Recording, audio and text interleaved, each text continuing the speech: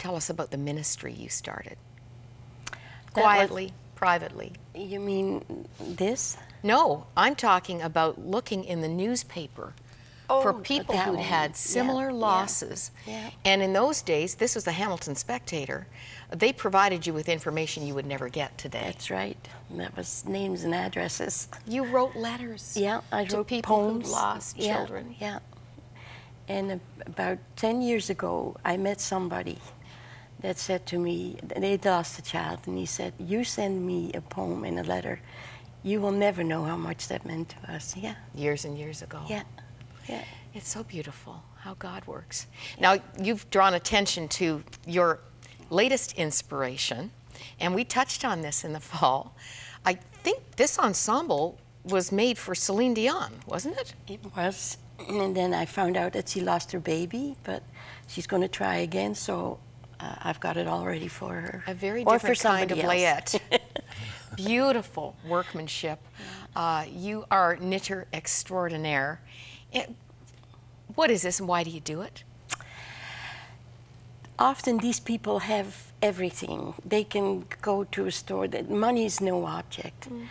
And, but what they may not have is a grandmother or a great-grandmother who cares enough to sit down for hours and make something special for them. I also would like to get a Bible to them, and that's what I do. I send something handmade. This one had a little book with it for Noah's story for children, and I send a Gideon's New Testament with it, hopefully. That is really amazing. Some of the recipients have been Madonna. Madonna. Who else? Sarah Palin's daughter. The Duggar family, the one that has 18 children, they're on TV. Yes. Princess of Belgium. And I guess the last one was Catherine Heipel. She's a star and has adopted a child from Korea. And I write a personal note with it, encouraging them to teach them right from wrong and love them. And I tell them that I pray for them, and I do. So it is so sweet. It is so sweet. You know, you two are the fruit. I mean, I'm going to do this, okay? I'm going to take a risk. This is the beginning of a book. These are great-great-great-grandparents. I love this stuff. I am amazed that you have pictures all the way back. What we see, and don't worry, I'm not going to go through the whole book, we see generations of loving parents. You are both the fruit of this consistency in faith and in marriage. And you know, one of the most surprising stories, back to you, Lambert, I didn't know that you overcame polio, meningitis, and a speech impediment. You stuttered as a child. It's as if the enemy was out to get you before you could get to first base in the call of God on your life. Tell us what happened at your ordination. Yeah, I can see the picture clearly. When I was born, there was no feeling on my left side, and the doctor said, he'll never walk, he'll never, we can not do any operation because polio was, you know, 80 years ago was just something strange. Yes. And my mom went to an ordination service, and we visited the little church, the two of us, close to the German border. And while the elders laid their hands on the person to be ordained for the ministry, my mother held that little body in her lap and said, "Lord, if you fix him, I give him to you for full-time service." When I went to the army doctor to go to war in Dutch East India, used to be Sumatra, all those islands, in jungle warfare, I told the doctor, I said, "You don't want me because I've had polio." They checked me thoroughly, 2 doctors. The older doctor said, "I don't want to call you a liar." He said, "But there's nothing wrong with you. Good enough for jungle warfare." When God heals, He does it marvelously. So during my ordination, Mom and Dad came to my ordination service. Mom came in the door of the church and I said, "Hi, Mom, good to see you."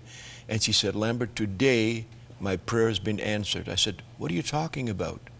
She said, "That's the prayer I prayed and here we are today." I said, "Mom, why didn't you tell me that before?"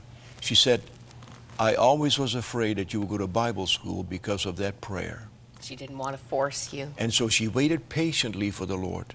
patiently over all those years. And that was her highlight.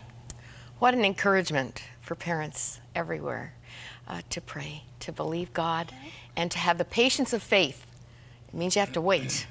Now, here's a picture that every grandparent delights in. Your grandchildren are all in this photo. Have we got them all in? Those are great-grandchildren. Oh, these are the greats? Those are my great-grandchildren. Oh, my goodness. My great, wonderful great-grandchildren. And they're all wearing sweaters knit by Grandma. Am I right? Yep. Unbelievable. Now, these are my cozy slippers from Marie for the festive season. Aren't those cute? Forgot about that. And I have a little knit something for the two of you. Of course, I didn't do it. I'm not a knitter. And please don't ask me for the pattern because I don't have it. But in celebration of your care of God's lambs everywhere. Isn't that cute? There's your little, thank you, Moira. treat. Are they cute? Did you get a nice close-up of that? Isn't that sweet? Hey, Precious has got a little chocolate in them. Once again, I don't have the pattern, but I can figure that one out. I was going to say, yeah, I bet I you can could figure that one out, out. Marie. And I just one more thing. This was your 55th. Just read this. Read that. What you put in the paper for your hubby. Dear Lambert, on Thursday, September the 27th, you and I will be married 55 years. I thank God for you, for your love for Him, His Word, His church. I thank Him for the privilege of being your partner in the ministry, our kids, grandkids, and now great-grandkids. I'm looking forward to the future, to be your wife a little longer, and eventually to spend eternity with you in heaven. With love, Marie. Didn't the Lord give me a wonderful woman? He certainly did. And I want to commend you. We don't have time to hear about this. You'll have to come back. But you've listed on our bio sheet, my hobby is Marie. Yes. How do you like that? How do you like that? I hear laughter over there. That's not funny. I think it's very meaningful. She's my partner in the ministry. And what amazes me, when God calls a person to the ministry, He also chooses a particular lady to be support in times of tears and sorrow and trials and frustration. It's a big job. Maybe we can have you back for those World War II stories, because that's another whole chapter. Yeah. Thank you. Thank you for helping to warm us up for a great new year.